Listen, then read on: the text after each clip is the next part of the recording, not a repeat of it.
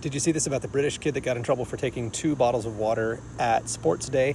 A British kid named Noah got an after-school detention for taking more than 1 bottle of water and then running away when a staff member asked him to put back the extra. And this is a really interesting kind of cultural difference between British educators and I think what probably most American educators would say. And I want to talk about why I think the school lost the argument here, why I think people are turning against the school and saying, you know what, let the kid have 2 bottles of water. A lot of my friends over on Twitter are rightly pointing out that it is a good idea to ensure that kids listen to adults. It is appropriate to have accountability when kids don't listen, and it is good for learning and safety and order to have consequences when kids don't listen. So I don't disagree with the idea of consequences here.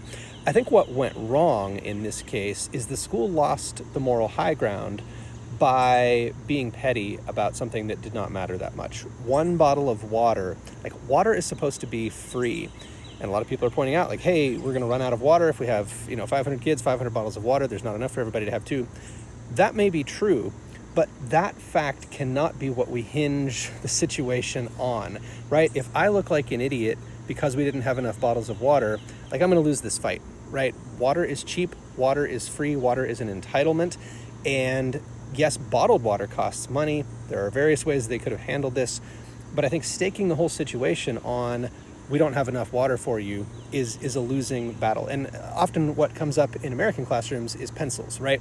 The kid comes to class without a pencil. I don't want to be so petty as to say, I can't afford a pencil, I can't give you a pencil, you have to bring your own pencil or you can't learn today. The thing we have to emphasize to keep the moral high ground is we are here for more than pettiness over pencils and water. We're here to teach something deeper, and that is respect, that is work ethic, that is responsibility. And when a student comes to class without a pencil, it's not that I don't have the ability to give them a pencil. I do, and I'm willing to do that.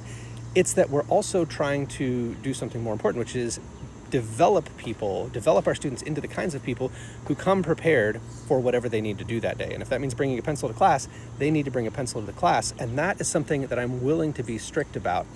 But if I'm going to be strict about something small, here's the real issue. I have to not be petty about the underlying aspect, right? 2 bottles of water is a petty difference from 1 bottle of water. It really does not matter. Water is not that expensive. A school has a multi-million-dollar budget. And yes, I totally get they might not have been prepared to give every student 2 or 3 bottles of water. But the way to emphasize what needs to happen here is to focus on the behavior and be excessively generous about the underlying thing, like the water. Let me know what you think.